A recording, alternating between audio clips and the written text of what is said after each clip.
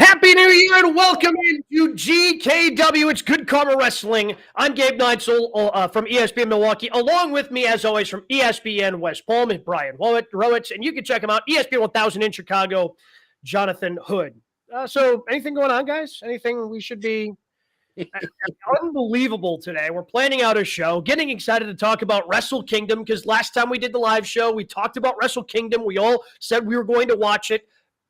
The website was a little complicated, so I wasn't able to do it live, but trust me, I was able to figure it out eventually. We can make fun of all of us coming up in a little bit, but the big news today is Vince McMahon wants to force his way back into WWE. Initially, a story broken by who else in the Vince McMahon saga? The Wall Street Journal. They've been all over everything that it comes to Vince McMahon to the point where a press release is issued, not by the WWE, but by Vince McMahon himself, sending out a press release talking about how he wants to come back and how he is bringing back Michelle Wilson, George Barrios, who suddenly resigned back in January of 2020 for not seeing eye to eye with the then chairman and CEO. And as part of this, we'll just read this to kind of get this out of the way, guys.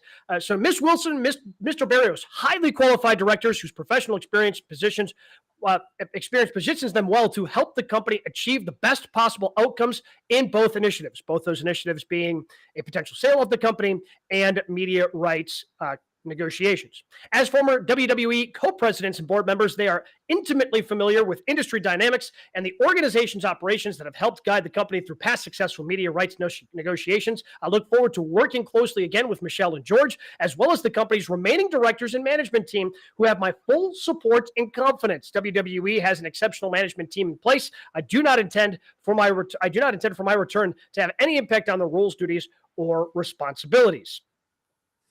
So a part of this and a part of the Wall Street Journal story is Vince McMahon does not want to play ball. He is pretty much, we learned as part of this that he tried to, inform the board that he was coming back in the month of December. They more or less said, nah, that's a bad idea. We want no part of that. And now Vince is playing hardball because he has the voting majority. So he can kind of do some things behind the scenes. And he's pretty much telling the board, hey, play ball. Otherwise, I will not approve any sale of the company or any media rights deals that are negotiated with the company, trying to force his way back in. What is your guys' initial reaction to this Vince McMahon news? Well, he says that he wants to preside over a sale. Doesn't necessarily mean it's going to happen. We've heard no rumor, no innuendo whether or not someone wants to be a suitor and wants to buy the WWE. We have speculated for a long time whether ESPN or Disney was interested. We speculated maybe Fox would be interested and maybe NBC Universal and others would be interested in buying the WWE. But we haven't heard anything lately as far as a suitor for the WWE. So to me, he just wants control because clearly he's bored, guys. After all this time, the way he was ousted, he made the comment just recently. We talked about it here on GKW that he got bad advice, that he shouldn't have been able to be pushed out, and he wants back in. He doesn't know anything else besides being a promoter for the WWE. And I would say this, that if I'm a shareholder, I'm very concerned about my stock, number one. And two, I'd be very concerned about class action lawsuits. There are still things going on, bro. It's regarding Vince McMahon. The Rita Chatterton story, that lawsuit is still out there. The referee that made the comment and alleged that Vince McMahon sexually abused her. There's a number of other things that's out there regarding Vince McMahon, new stories that have been uncovered by the Wall Street Journal. So I just think this is all power play because he's the chairman of the board, but he has no power, no teeth. And if I'm the WWE, I'm very concerned if Vince does return. Well, that's a weird thing. Stock prices somehow went up today. We'll see if that, sort of corrects itself. But my big takeaway... Sell. My big thing is our initial reaction when Vince had originally left was like, wow, we never thought we would see this before Vince dies. And I think that's still true. Like, I think Vince is going to go down kicking and screaming until he is buried. He is going to be involved in this company. It's not shocking, right? Like, it's not shocking that he would try to force his way back in. By the way, so I'm with you, Jay Hood. Like, I don't think there's an actual potential suitor. I think this is Vince just trying to find his way to get back in. And I guess I haven't really negotiated any rights deals recently, but those rights deals that they have with USA and Fox, they run through September of 2024.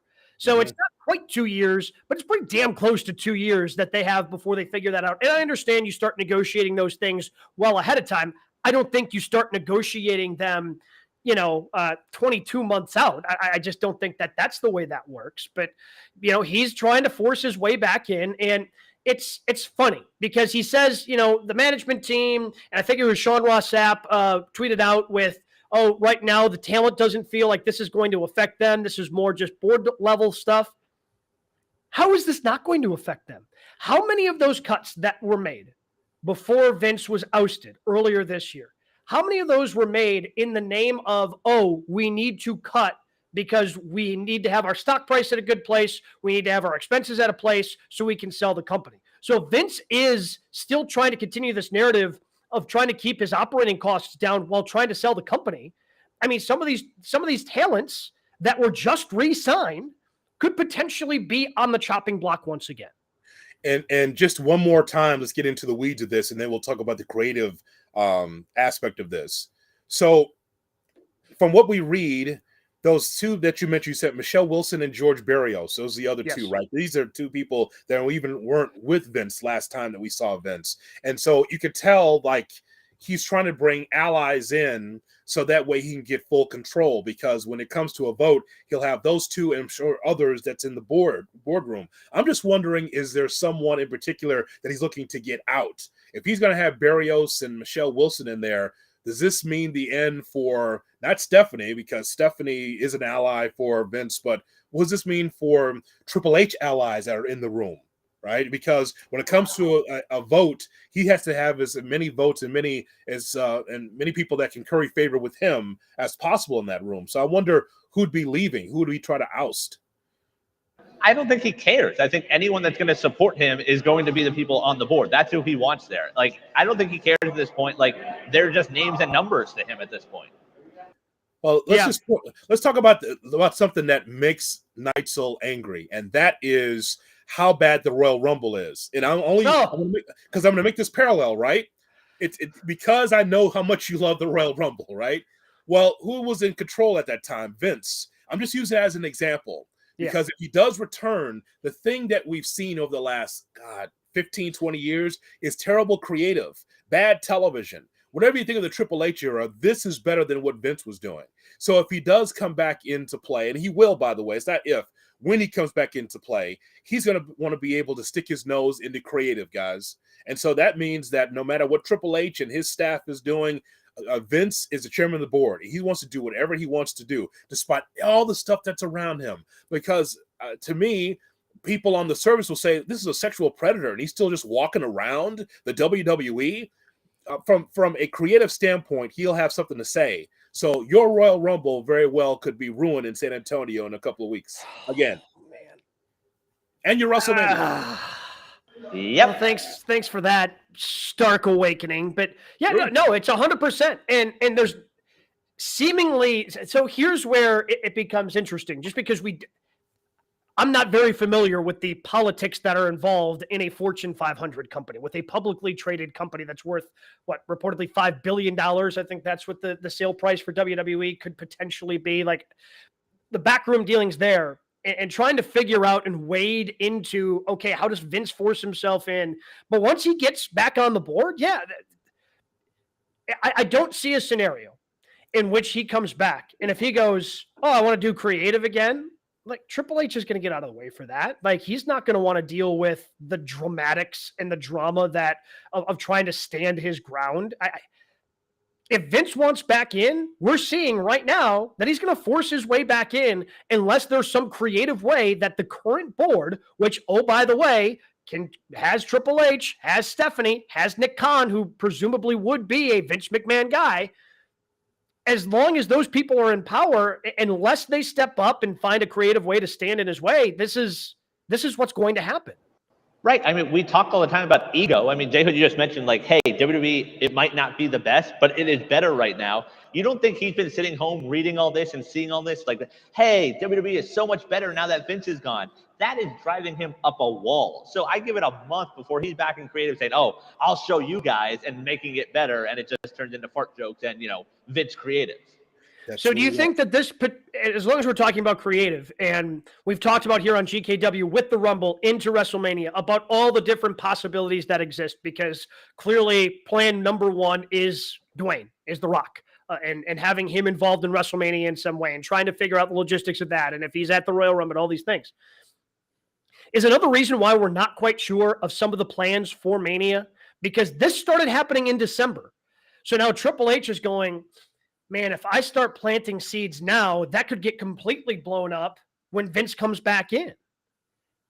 Yes, it's like the television show Succession that I enjoy. It's the same thing. Oh, it's so good. Yeah, it's exactly the same thing. It's the same thing. It's just that here's someone who can't just vacation, someone that just can't step away because, as I mentioned, and we went through this a few weeks ago, all the things that he's tried, Vince McMahon, they failed.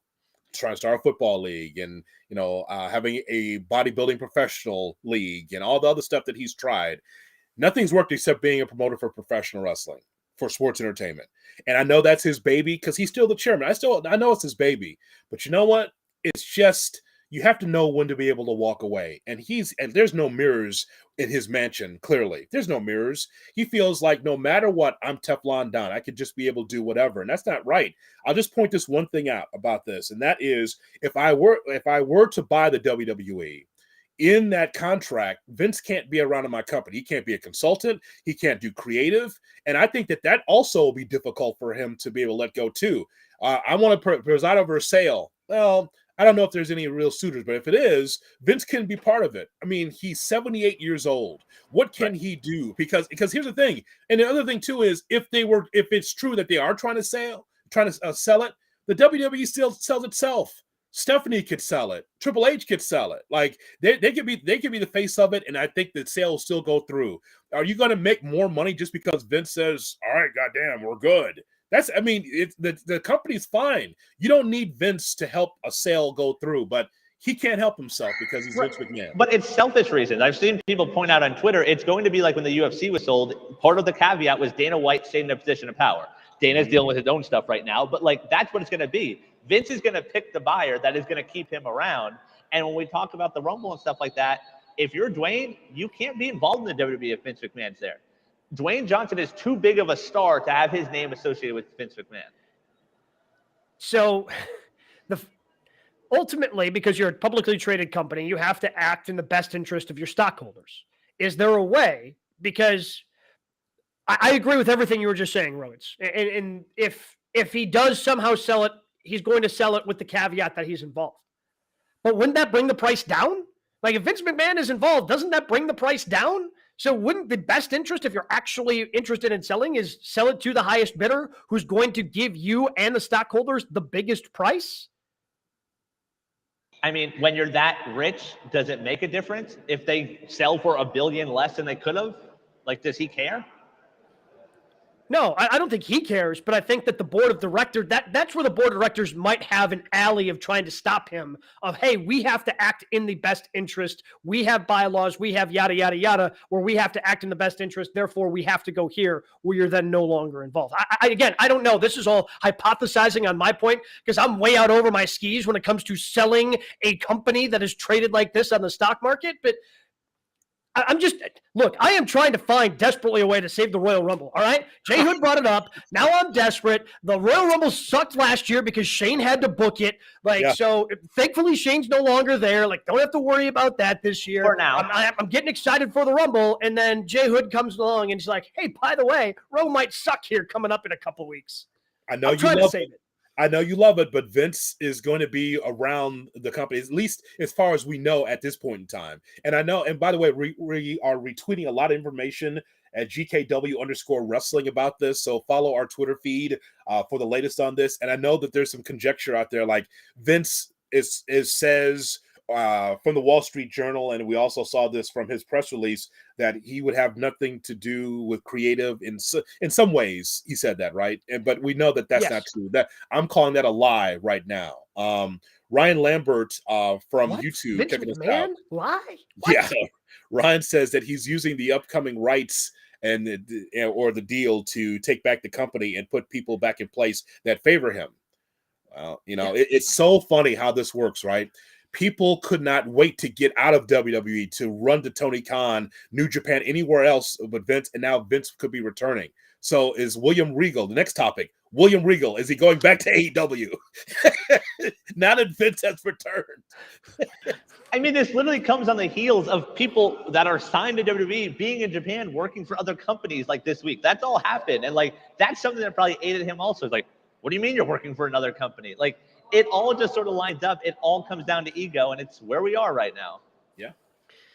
So it's a story we're going to continue to monitor closely. If there is big breaking news, I'm sure we'll do special GKWs just like we have in the past around Vince McMahon and everything that's happened, from the allegations to the sudden resignation that he had this past summer to what's happened today. We'll continue to monitor this going forward. But it was a big week of professional wrestling. A lot of fun was had. Some big returns were made in WWE, and AEW had a great show, and of course, Wrestle Kingdom. So we dive into all that and something that we like to call the 3 count, the other top 3 stories in the world of professional wrestling. Brian, what do we have at number 1? You mentioned those returns, Gabe. So which one has been the bigger WWE return news for the past couple weeks? John Cena's return on SmackDown in the main event, Charlotte Flair's return on SmackDown, or Cody Rhodes' vignette return on Raw the last couple of weeks? They keep teasing that Cody Rhodes return, which again is kind of teasing towards a return, I think, of the Royal Rumble. I don't know why you would do that. Like, you would get a bigger pop for Cody if he just shows up at the Royal Rumble, because everyone's kind of expecting it. It'd be one of those things like CM Punk when he came up to AEW. Like, everybody's kind of pointed to the Rumble ever since that injury. So everyone's kind of expecting it, but people would go nuts. And to me, you're undercutting it a little bit right now. But I am going with John Cena, because this dude, it was one of the best ratings that they got all year long on a Friday before New Year's Eve. Like, this is on Monday. During this holiday week, it's a dead time for everybody, everything. Like, other than, TNT and TBS showing A Christmas Story 6 million times, like, there is nothing on television at this point. Like, WWE just ran a best of show the day after Christmas, but John Cena comes back that Friday and it pops a huge number. John Cena is still a giant star, and whenever he's around, he draws the eyeballs, he draws interest. So I am going to say, just from that number, which was a good one for SmackDown on Friday night, I am saying John Cena. Yeah, I'm going to say John Cena as well, but let's go through all 3. So Cena returns. He's in Tampa, Florida. It's sold out immediately. People appreciate John Cena, but it's not just that John Cena was there, bro. It's the fact is the way he was utilized. That's how you utilize a star, a superstar, right? He hasn't wrestled for a while, but he could still do a few things in the ring. It wasn't like he was in there for 10 minutes and 15 minutes where he could strain a calf or anything like that. When he was in there, he got the hot tag. He did a few things, and that's all you needed. I was looking at the clock at the time, watching it live in the hotel room. It's like 8:46 Central. I'm like, well, this is not going to last long. So I said, this is and I think, and it was perfect, right? Charlotte. People have been. Well, real quick on Cena, yeah. You guys mentioned that number, 2.6 million, highest since December of 2020. So highest in 2 years, to show what sort of star power he still has. Absolutely. And I thought that SmackDown was very good. And usually it is very good. I'll still stand by that SmackDown is the number 1 show for the WWE because it's on Fox Network. It's the number 1 show. When it comes to Charlotte, people on wrestling Twitter were so upset. Charlotte, how'd she just win the championship for Ronda Rousey so quickly? Listen, you can't get a good match out of Ronda Rousey. If you're going to take the belt away from her, that's how you do it. People are so, I can't believe, how come this wasn't part of the Royal Rumble? How come it wasn't? No, this actually was a good idea. No one saw Charlotte Flair coming out of nowhere. It goes along with the Nature Boy Ric Flair documentary on Peacock. So I think that there is a little symmetry there. But because Ronda Rousey has been a flop to me in the ring, I wouldn't want to see that match at the Royal Rumble. Even Charlotte Flair couldn't get a good match out of Ronda Rousey. So I'm glad the championship's off of her, and I think they did it the right way. With Cody, Yes, it's the worst kept secret. We knew that he was going to come back, possibly a Royal Rumble. But you know what? Because of these vignettes, and I saw it, it goes right back to his dad. And I'm going to get this championship because my dad couldn't win the WWF at the time. Makes me think that he's going to get one of these championships by WrestleMania. Why would you have the vignettes now? You're planting the seeds for Cody to do something special by the time we get to April, I think. Oh, 100%. Really? I'm 100% on board with that. I You don't think agree, so, Gabe. Rhodes? I think they're cutting out the legs. I think they're cutting out the legs of the Rumble. Like, I hate that they're doing that. And the Charlotte thing, like it's a good surprise. They don't have prizes anymore. It was so good. You mentioned Ric Flair. He mentioned on his podcast, he didn't know when he was in the building. He went home. He missed the return. He was backstage and like went home, and he didn't know Charlotte was there. So that's the good kayfabe right there. Tom Rinaldi, I like a cranberry and vodka. I like that's because he's drinking. That's probably why he didn't recognize his own daughter drinking, according to the documentary. I think that's why he didn't know. I understand that there's a certain portion of wrestling, but again, I feel it's like wrestling Twitter. Charlotte's still a star. Like she just has, because I mean, she is a physical presence. Like she is, she stands in there and she is an attraction. She is a draw. She is a star in the WWE. So I have no problem with her. I'm excited that she's back because I think that SmackDown Women's Division desperately needed a boost. I thought this could potentially then bump Ronda Rousey to finally getting that match against Becky Lynch. That doesn't seem like it's going to be a thing based on rumors because Becky Lynch is like, nah, man. She's like, when she was still hot, like 4 years ago, yeah, we could have done this rematch finally at WrestleMania one-on-one, and it's just, that doesn't seem like it's going to happen. I don't know what happens with Ronda Rousey from here, but Charlotte being back is nothing but a good thing because it just continues to add depth to that women's division on SmackDown, which desperately needed it. I think she's a better heel than babyface Broads, but I mean, she's a babyface in that spot. Yeah, no, I agree with that. The other thing I'll add about these three, when it comes to Cena, we talk a lot, and I think we will continue to talk about it until Roman drops the belt, about who that contender is. Can we rule out it being Cena and him being the record holder and him being the one to dethrone Roman? I think so, just because I don't think he can commit to being around for any sort of actual title run. Like, even if he's not wrestling. Stop the WWE? Well, because at least Brock would show up every once in a while. Like if Cena's off shooting a movie and he can't come back, like I just don't think. And again, with Vince back in play, who the hell knows, right? Like I don't think Triple H would do it, especially with Triple H and the reverence that he has for Ric Flair. I don't think Triple H would pull the trigger on Cena breaking that record. But with Vince, I think Vince gives a rip about Ric Flair. He created John Cena. Of course, the creation of Vince McMahon should be the all-time greatest champion in the history of professional wrestling. So, yeah, with Vince back in, it's certainly back in play, I guess. I mean, with Vince in play, you can't even rule out Roman taking the U.S. title and the IC titles at Mania. Like, literally just put every belt on Roman at this point. Now, you see, we had a good direction on this show because it was Triple H. We know exactly we kind of know his path. If Vince comes back in, now we have to kind of refigure our thoughts about what the direction of WWE. See, that's a problem. That's why it's murky. It's murky. Now, you thought it was murky trying to get the championships off of Roman at some point. If Vince comes back, well, another reign, another year, pal. Who knows? See, that's why Vince doesn't need to be around. Triple H, I'm sure, had a plan for everybody. By the time we get to April, if Vince is back and over the shoulder of Triple H, who knows what that looks like? The creative was so bad under Vince. No direction. You're giving people 2 weeks to be able to prove themselves, and then you get them off TV. I mean, it's not good if you're a wrestling fan to have that feeling that Vince would be returning, especially in the creative process. If Vince comes back, how quickly does Gunther lose the IC title? The first week he's back. All right. No, I would say the first week he's on TV, which wouldn't be guaranteed to be the first week. That could be a month later because it's the IC title and it won't matter. House show in Tulsa. Get it off of him! That big bastard! Imperium? What does that How's mean? this? Eric Collins says Charlotte needs to start wrestling the guys. She has nothing left to prove against the women. Only one who could, in a couple of years, challenge Charlotte is Bianca. So I guess based off of the rumors I've seen around the Ronda Rousey stuff, it seems that Charlotte could potentially be in another collision course with Rhea Ripley. Cool. Which sign me up for that. Yeah, sign me up for Rhea. Again, we've talked about how we have enjoyed as a show Rhea Ripley and what she has done within Judgment Day, and clearly to me, like if Rhea Ripley goes and wins the Rumble, I'm cool with that on the women's side and giving her choice of getting another championship belt, whether it's Raw or SmackDown, on Rhea Ripley. To me, is very much in play at WrestleMania. Yeah, here's how good Rhea Ripley is. She's made Dominic palatable. I mean, and now is Dominic not over now? Like I know this is a lot of Bruce Pritchard. This is a lot of Bruce Pritchard. Here's what you do: put a little teardrop by your eye, and have some extra ink on your arms, and slick your hair back. That's so Bruce Pritchard. I know that's him.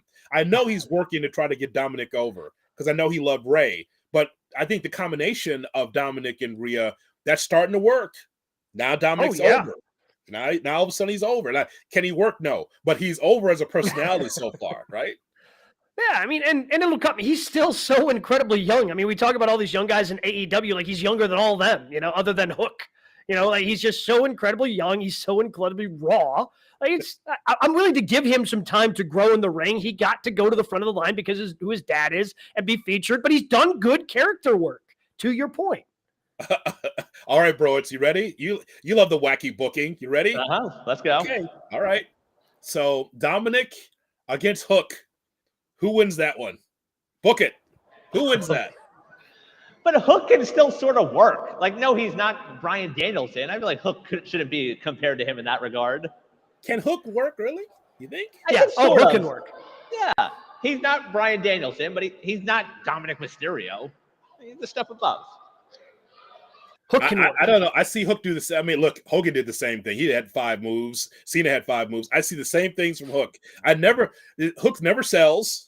And Hook does the same moves every time, which is cool. Because every move he's in, every match he's been in AEW has been a squash match. So he hasn't had. I don't know if I've ever seen him take. I don't think I've ever seen him take a move. I don't think I've seen him take a bump. I don't know if he can sell. They've never asked him to sell. I just didn't know Taz's son was Goldberg, but that's fine. I mean, seriously. I mean, he's never going to be in peril. Never going to be down with that big. Well, I mean, he's wrestling. Is it next week? It's him and Jungle Boy going up Jungle against Hook next week. Yeah. So, I mean, my guess is if he gets in the ring with Big Bill, he's going to have to sell something because Big Bill is it's going to be tough. You better. Like, I know that Hook is a badass, but you're going to have to sell a little bit, son. Like, you just can't come through here. Otherwise, then he should just beat MJF for the title. I mean, if he's that good. But I think it's a great topic that we had there with Cena, Charlotte, and Cody. I am looking forward to seeing what 2023 brings for all three. What do we got at number 2, Brian? There was a pretty big wrestling event this weekend, Wrestle Kingdom 17, taking place in the wee hours of Wednesday morning. Hopefully everyone's caught up on sleep since then. So what was your biggest takeaway from Wrestle Kingdom? All right, so this wasn't my biggest takeaway, but I want to get it out of the way. How do we pronounce Mercedes' last name? Like, Monet. Monet? Is it Monet? Monet, yes. I think so. I thought it was like money. Monet, like money. Yeah. That's not what the Japanese public address guy said. No, the Japanese public address guy said money, and like her music kept saying money, and she said money, but like the American commentaries kept saying Monet. So I'm still very unclear on how to say her new character's name. I trust Kevin Kelly. I think it's Monet, I believe. Okay. All right. Well, Mercedes Moné then obviously made her debut.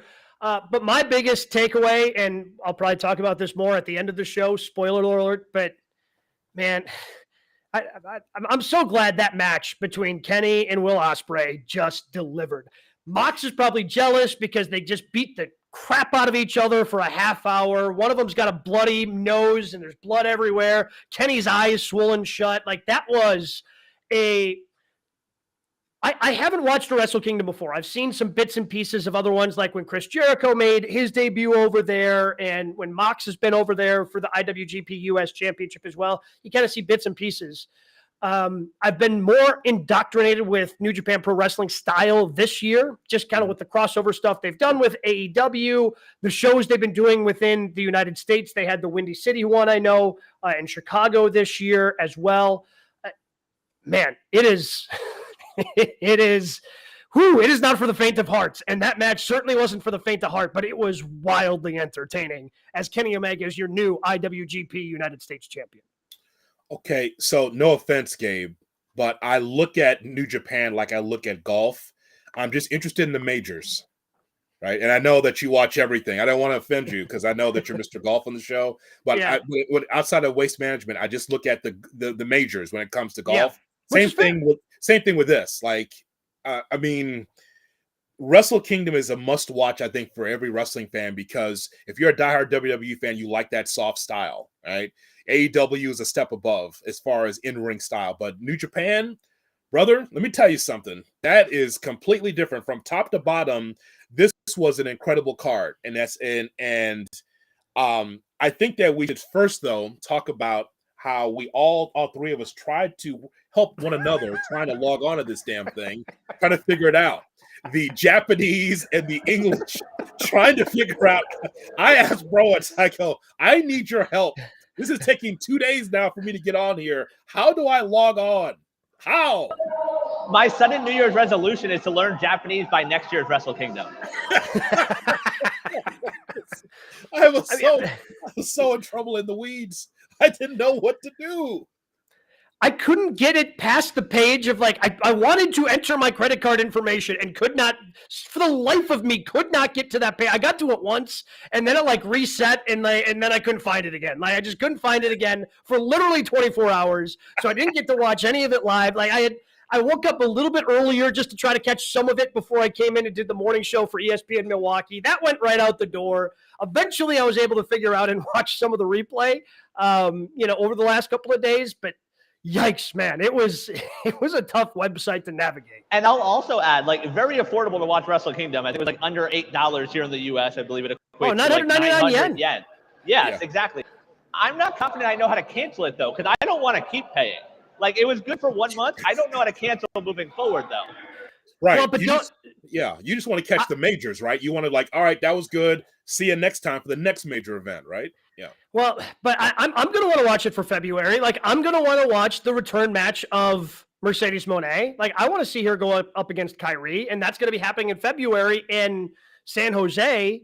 So I don't know if it's because it's in the U.S., if that would be available on Fight TV, the way that some of the other New Japan Pro Wrestling events have been available on Fight TV. So maybe we could just do that. But if that's the only way, like I'll keep it for the month of February and see that return match for Mercedes. Okay, so as far as takeaways on the show, is Muto is the great Muta as we know him here? Is Muto sure he wants to retire? There was some good stuff there. I'm like, you sure you don't have another run, Muta? I mean, my God, like you gotta let him hit the moonsault, though. Come on. Well, I mean, listen, he's an old timer, but I mean, he's a ground and pounder. That's what he is. I like what I saw there. So, just very briefly, the story of Great Muta is when he came to America, he was in the NWA. He was managed by Gary Hart. Jim Ross is in the front office of the NWA at the time, and in 1990, he said, we can freshen things up here. The women seem to like Muta. Maybe Muta should be a babyface. A babyface. And Ole Anderson here, some of those old timers from the 70s, like, there's no way a Japanese guy is going to be a babyface in this company. Southern-based NWA, right? Imagine how different that would have been for Muta, who was over with the women because he was an attractive guy, apparently away from the face paint and the mist. Apparently, there was thought that he could have been a babyface, but Gary Hart, the manager, who always had a switchblade, was like, nope, you're not doing that, because if you make him a babyface, I can't be his manager, so you're taking money out of my pocket. Screw that. But Muta was so good and so unique at the time. I remember watching him late 80s, early 90s, and I'm watching him in one of his bye-bye matches here, and I was very impressed. Very impressed with what I saw there. Yeah, I mean, but by the way, I'm fine with him being good in his final, like, better that than doing whatever Ric Flair did this summer. True, because Muta's not going to be there the entire time. He's with Tanahashi, who's a Hall of Famer, Umino, who's a really solid wrestler against Naito, Sonata, and Fujinami, and Bushi. So I think he was in there when he needed to be in there and did some nice things. I like that. Also, I wonder does Triple H look at Kairi Sane and go, man, we messed up there. I mean, she was over with that crowd. I like her. She had a nice matchup, I thought, against Nakano. I also feel like her leaving was also kind of her wanting to go back to New Japan. I think that was, I could be misremembering that, but when she left, I think she kind of decided that she wanted to go back to New Japan. And maybe that had to do with the booking that she was receiving in WWE. She was on Raw, was she not? And then Vince didn't get it, or? I think so. But that's the thing. So, like, I'm sure she was turned off by all that. But, like, yeah, you had that good moment there. I don't think anything was topping Kenny and Ospreay, though. And then you have Meltzer this week saying the two of them held back, that they were saving stuff for the next match, wherever that is. They don't know where it's going to be, but they were holding back a little bit, which I assume will be AEW profiting. But, like, that match somehow exceeded expectations, which I didn't think was possible. No, you know what? I saw the same thing. I ignored it. I don't care what those two said. That was already, match of the year. And it's going to be hard because if that's the pinnacle, it's hard to beat that. Because just when you thought it was going to be over, there was more, and there was more, and there was more. And they gave everything. I love that match with Will Ospreay and Omega to the point where, and this is when you know wrestling's great. I didn't know who's going to go over. I thought Omega's an AEW guy. He's going to put on a classic, go back to AEW. Didn't know he's going to go over. But those two I was surprised by the best in the world. Yeah, I didn't know. Yeah, I'd assumed Ospreay just because he has been one of the mainstays in New Japan Pro Wrestling, especially through the pandemic. And you would think that in that big fight that's been teased on social media forever, that they would pay it off with Ospreay winning. But clearly there is something down the line. And maybe to your point, if there ends up being a Forbidden Door 2, that would make sense for the rematch where Ospreay gets his win in IWGP United States Championship back. It's so weird, this whole card, right? You got AEW people and WWE people all on the same card. It was just kind of weird, right? For Marks, it had to be like, oh my God, look at Carl Anderson. Carl Anderson loses his never openweight championship. Terrible finish, though. Yeah, terrible finish. I enjoyed that match up until that finish. Oh God, like, okay, so Tonga doesn't hit it. All right, give me a 2 count and redo it. That's such a horrible finish. And because Carl Anderson's part of the WWE, I thought he was going to lose, but just the way he lost, like, don't crawl out of there with a terrible finish. That took the wind out of my sails a little bit in that matchup. The other part 100% there with you was FTR. Like, the announcers talking about, like, oh, the crowd doesn't really know who they are, and they weren't really into them. And then they start working, and all of a sudden the crowd's behind them. Like, FTR was able to win them over, and they just continue to beat FTR, win or lose. Yeah, now they don't have any of their championships for FTR, which I think was kind of the plan because by all accounts, their contracts are still coming up, and they're going to kind of that was the only way that, to me, that they were going to be able to be free agents and then kind of decide whatever they want to do next. Maybe they stick with AEW, who knows? But in order to be true free agents, I think dropping all those championships made sense because then that kind of opens them up. Because, win or lose, they're still FTR, and people absolutely love them for the work that they put in. I didn't like that. Like, I knew they were going to lose the championships, but just that whole story, right? We should not know when they're free agents. They should not be losing the champ. Every time they wrestle, they lose a championship. I hated that. Because even though we all are in the inside that we know, it's just that just give me a little hope that, hey, maybe they can retain the championships. Like, oh, they're going to be leaving soon, so they're going to drop all their championships. We have not seen that since RVD, I think, right? Because they took the 2 championships off of him because he had a drug issue. Mm-hmm. Wasn't he like ECW and WWE champion, and he lost in back-to-back nights? Do you recall that? Yeah, well, because that was right after he beat Cena, because he beat Cena for what was that one night stand, whenever they did it at the old ECW arena, that, know, if Cena wins, we riot. They had those signs up there. And RVD won in what was a classic match, but then, popped a drug test and had to drop him, and all momentum for RVD was more or less halted at that point in time in WWE. Yeah. Any chance you can see the FTR stuff being a swerve where we assume they're going to be free agents, they're dropping everything, and then before they're about to leave, they win the AEW titles? Oh, I'd love to see that. Yeah, that'd be cool. Is that going to be on a Dynamite, or is that Revolution? When we got to wait for that? When does that happen? No, I mean, Battle of the Belt 17. Rampage in Nebraska. and Battle of the Belts. Jeez. That's not how that's supposed to happen, Tony. You're not supposed to put a special after your Rampage because you know what that makes it? A 2-hour Rampage. Terrible booking. Terrible booking.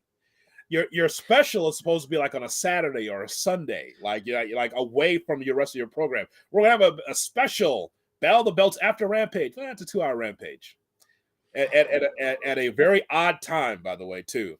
You know, the 10 to 12. Is that what is that for you, bro? It's 10 11 to 12 Eastern. Oh, yeah, 11 to But midnight. you have to record a whole new program, so it's definitely different. Reminder, go find Battle of the Belts 5 for Friday, because it's not under Battle of the Belts. They have to throw a number on it. Okay. So I brought it up at the beginning, but what did you guys think of Mercedes Moné's return to the professional wrestling world? Because it seemed like, despite all the rumors, and I know that women's wrestling within New Japan Pro Wrestling is new. Like Kairi Sane is the first IWGP Women's Champion, and you know they've had Stardom and they've had other women's promotions over there. So this was very new of having women's wrestling as part of Wrestle Kingdom.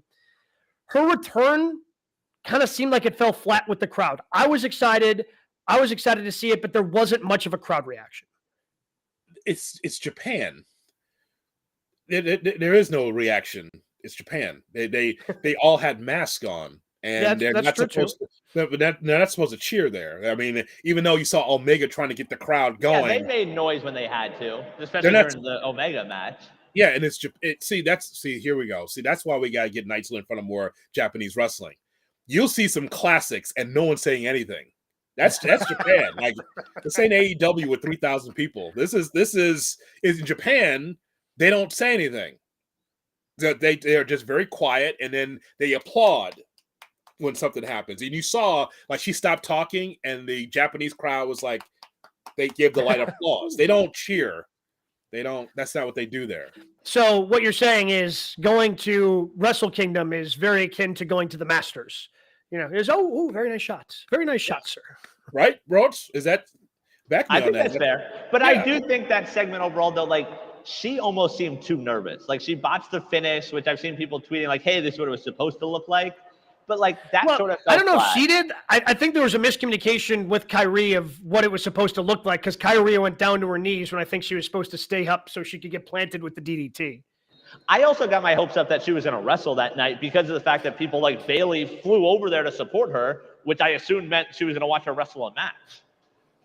Me too. I thought she was too. It was good to see her.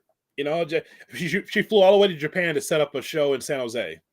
So, I mean, it was just good to see her because now that she's in the public eye, I just want you to know I'm with New Japan and we're going to wrestle in San Jose, which is great. I mean, it's great. It was great to see her. I thought she was going to wrestle, but now it builds up to even Gabe Neitzel is going to keep his New Japan complicated account. Maybe because I can't cancel it. Who could say? He doesn't know where the cancel button is because it's in Japanese.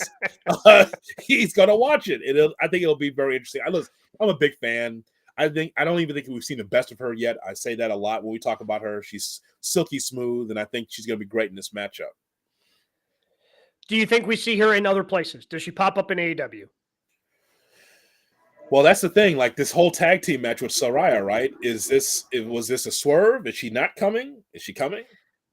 I think that she's not coming for this, and they had to make sure they didn't have a situation. They didn't have a Rey Mysterio coming in at number 30 situation where suddenly you bring somebody out and they get booed for not being, even though like Rey Mysterio, everybody loves Rey Mysterio. Why would you boo Rey Mysterio? Well, because he's not Bryan Danielson, and that's who we want in this situation. So I think they had to get out in front of it, get Toni Storm in that tag team match, announce it this week, so you don't have Toni Storm, who's one of you're trying to build her up as one of your stars in that women's division, get booed out of LA because she's not Mercedes Moné. Well, to sort of transition off that tag match part of AEW in LA next week at the Forum. So, guys, what are you most looking forward to from AEW in LA? I mean, it's the ladder match. They have found a way, and it's all based on, to me, the chemistry that exists between the Lucha Bros and the Young Bucks, because they've done that match so many times. All In, All Out, like all the different tag matches that they've had over the years. The chemistry starts with those two, and then you add in world-class wrestlers like Kenny Omega and Pac. Like, yeah, no, the chemistry has been unbelievable over the course of 6 matches. We always knew it was going to come to this. And now, one of my favorite matches ever was the ladder match that they did in Chicago, Lucha Bros versus the Young Bucks, where there was a suicide dive through the ladder, and they just came up with so many creative spots.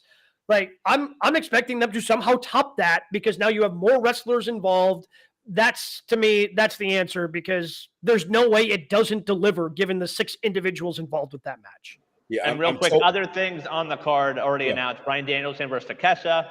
We assume Mox versus Hangman, maybe a Saraya mystery partner, and a Hook and Jungle Boy, or Jungle Hook, make their tag team debut.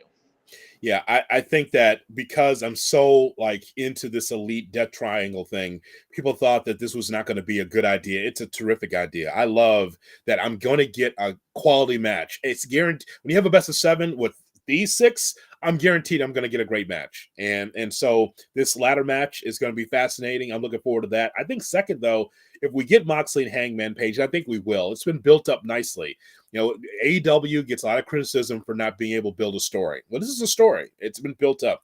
Whether the microphone works in Seattle or not, there's still a story that can be told between Moxley and Hangman Page. So let's go Seahawks. Yeah, so I think that that's going to be probably the second best match on there. I wonder, does Danielson and Takeshita, though, and when does that lead off? Is that the first match in LA? Yeah, I think you start the night with that. That's why I think the weird part, though, is Mox Hangman, which I guess is top of the hour, because I do think that match is going to deliver, and I think there's legit intrigue. Like, who goes over in that match? That's a great question. I don't know the answer to that. I lean towards Hangman, but the number of you can count on your hand the number of times Mox has been pinned clean in the middle of an AEW ring, and I have a hard time imagining there being a finish with Hangman where he goes with a low blow or he uses a weapon while the official isn't looking. Like, if Hangman goes over, it presumably would have to be clean. And with the story they're telling, you would assume that he would be the one going over. But with Mox, you're just not sure. Yeah, again, the essence of wrestling, right? Right. We don't know who's going to go over, and I think that the build has been really solid for it. I know that there's a little momentum taken away because of the microphone issues in Seattle, because Mox started off really hot, and then the mic didn't work. We can't hear you. Clap, clap, clap, clap. We can't hear you. And then I think he was a little flustered. Clearly, he still was able to get out what he wanted to say, but I think his initial thoughts on Hangman Page was really good. But there's a nice build there that I'm really intrigued about. And I know I haven't seen the attendance numbers, but I'm sure it's going to be a great crowd in LA for this. And then other AEW stuff, that Bryan match is sort of on the path. If he becomes the number 1 contender, he challenges MJF for the title. Your thoughts on the Iron Man match at Revolution? I am so intrigued. Like, okay, Danielson can go for an hour. Like, yes, yeah. I've got MJF for an hour. That's a little bit of a test. And he doesn't wrestle. He wrestles so intermittently. Like, you forget he's pretty good in the ring. And he usually has delivered when he's been given the opportunities to deliver. Like, the dog collar match that he had with CM Punk was a great match. It did wonders for both of them coming out of that match, because it made you realize how much MJF could go. But for an out, like, that is the ultimate test, is can you go for an hour? Bryan Danielson is going to be able to carry him, pretty much carry, I think, anybody for about an hour, but it's going to be wildly entertaining, especially because, like, if you're doing an hour-long Iron Man match with Bryan Danielson, how does he not go over? But at the same time, like, I don't think they're just going to undercut with the second challenger for MJF. I don't think they're going to undercut his reign on the second challenger that he has. Bro, is that breaking news? Is it going to be an Iron Man match? Because isn't that promo still going on to build that match? Jesus Christ. Oh, my God. Forward to the end of it. I mean, well, the other point. I'm curious to see if Tony can sort of resist the urge to still book 20 matches on the card now that you have an hour already booked off, or if that's just going to be a 7-hour show. Maybe the Well, I latter. mean, hey, Wrestle Kingdom was just 5.5 hours. So, Tony's going to see that and go, oh, I can do a show for 5.5 hours. Why not? I guess the difference is with New Japan, I could not skip through it because I was like, I can skip it. Nope, gotta watch that. That's Zack Sabre Jr. Oh, can't zip that. Oh, that's Naito. No, can't. AEW, Jade Cargill. I mean, that's something you can kind of scrub through, right? I mean, seriously, with New Japan, it's like because you know what it is, bro. It's right. You don't see it live, right? Gabe, you see it live. It's like, okay, I got it right here. Some matches like, oh, that looks like a bang. Oh, that guy's bleeding. Oh, his arm's broken. Leo Rush's face is smashed. Oh, I gotta keep watching that. All right, I gotta keep watching that. It's like, so no, I'm glad it's an hour. They're trying to build it though. I'm not gonna fall for the banana in the tailpipe, guys. You don't think that MJF can go 60? Of course he can. I like the notion that he can't. Well, yeah, and I saw people point out the dog collar match was 38 minutes. Yeah, he's fine. He's gonna run a little bit. I didn't realize that. Yeah, he'll be. Now, I like the notion though that he can't hang.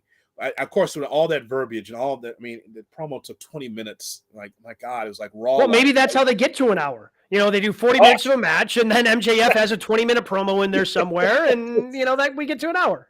I mean, it took forever to set that thing up. Like, oh my God. But I think that that's going to be great. And again, the positive is we get more Bryan Danielson every week leading up to the first week in February. So, all of his matches are going to be great. So it's awesome. So that brings us to our news and notes section. Some other things that have been happening in the world of professional wrestling. Just kind of quick hitters. Brian, what do we have this week in news and notes? Dax Harwood started a new podcast, and on it he said he hopes that CM Punk and the Elite can bury issues and move on to his best for business, but now reports out that Chris Jericho and others have promised the locker room that CM Punk will not return to AEW. Man, the locker room seems to be pretty divided on CM Punk, and I know Jericho wasn't a fan when Punk initially came in. Obviously, the Elite's not fans of CM Punk at this point either. But if AEW wants... Look, I think that they'll still get a television deal if they want it. The numbers that they draw for TBS and TNT are good enough that they'll get another television deal. But if they want to take it to that next level, if they want to take a step up, CM Punk being around has been much like when John Cena showed up in WWE and they're drawing at, getting 2.6 million. Now AEW is not doing that. But when CM Punk is around, they're closer or over 1 million. So if you want to maintain that level to try to continue to build off of that, to me, CM Punk's got to come back. There's money that's left on the table if he doesn't. And so you can tell that Chris Jericho has the ear of Tony Khan because of the matches that Chris Jericho's been. So he loses against Ricky Starks. That's good for the company, actually, because as good as Chris Jericho is, losing to Ricky Starks is great for Ricky. For him to lose against, what's the kid's name? What's the Action Andretti? Action Andretti. There's an A. The double A Andretti. I think that's good for him as well. So meaning that he's willing to do anything for AEW. So that he and Tony are tight because look where Jericho's been placed, right? So with CM Punk, just because Jericho says so doesn't necessarily mean that Punk won't return. And by the way, this is the weekly check. Please go to the AEW roster, bro. See if CM Punk is on the roster. Because if he's still on the roster, then I still think that there's a possibility. But there's money to be made there, Gabe, in a big way. If FTR sticks around, Elite versus FTR and Punk for the Trios Championships, you're telling me that's not going to be that wouldn't be a banger? That wouldn't be a lot of fun in the build-up and have that go off in Las Vegas this year? I think that'd be fantastic. He's still there. Mr. Punk's still there. And by the way, you're working with two play-by-play guys here, bro. And so that was a whistle and a foul called. And so whatever kid in that gym is going to go to the foul line for two. Big mid-major matchup here, FAU and UAB. If anyone wants to come visit, I'm between the second and the third floor in the staircase. My guess is what they're waiting for to make any sort of official decision is Punk recovering from the injuries that he sustained before the brawl-out portion of the evening in Chicago. And once that comes, then rubber will have to hit the road and they'll have to make a decision. But it seems like Punk wants to come back. He keeps putting things on his Instagram story about how good of a draw he was, about his action shared- figures and right. how good of a draw that was, you know? I mean, shared Danhausen this outsold week- him in merch, but His action figure #1 selling of the year and AEW's top 2 YouTube video views, both CM Punk segments. I mean, if he could stay healthy, and he should be kept special, by the way, if he does return. I always thought, and I was texting with Jim Ross about this as I dropped that name on you.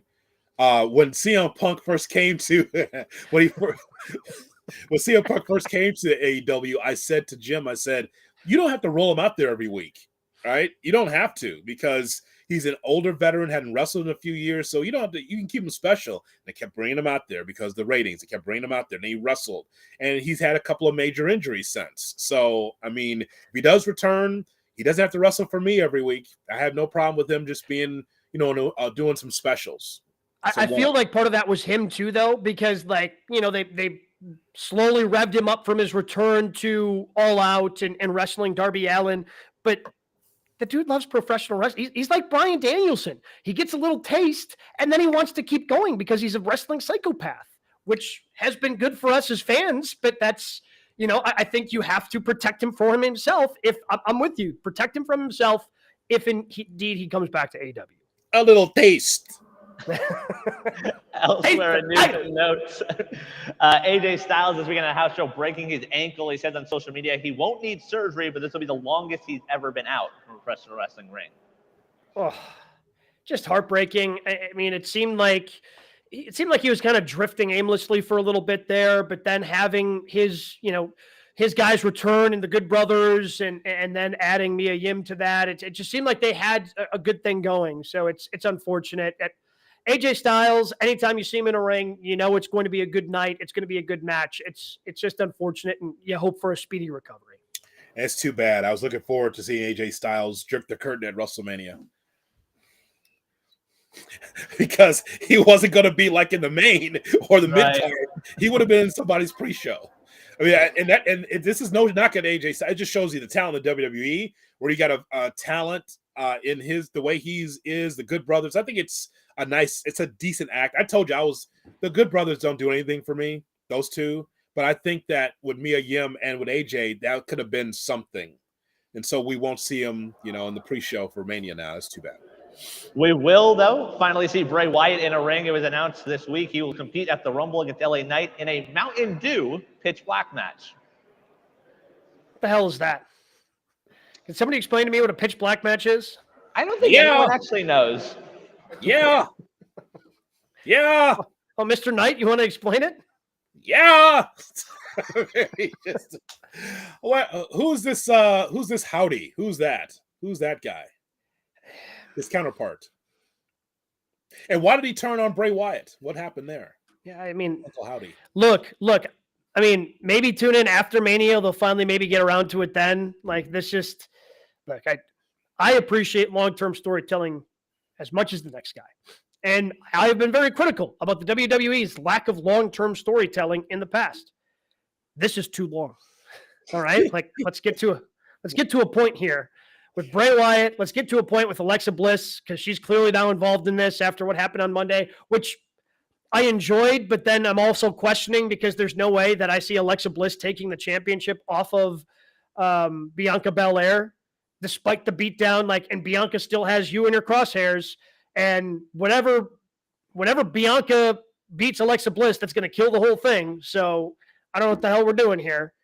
And Uncle Howdy and the whole 9 yards. I was so excited for this, and WWE just doesn't want me to like Bray Wyatt. That's what I've taken for this. They don't want me to like Bray Wyatt.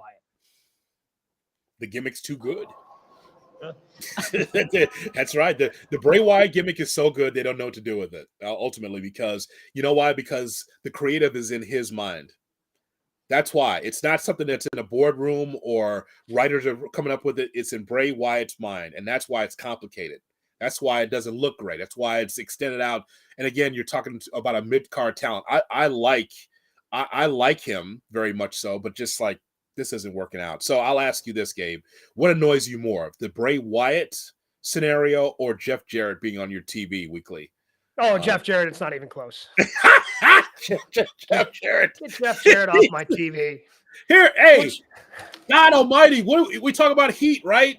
So on Jeff Jarrett's podcast, he's so mad at the Acclaim and so mad at those guys because of that rap video, and Jeff Jarrett's going to get revenge. Did you see any heat? Do you see Jeff Jarrett really getting upset about how Max Caster was talking about his wife and his time with, TNA and Kurt Angle and that whole love triangle thing? Nope.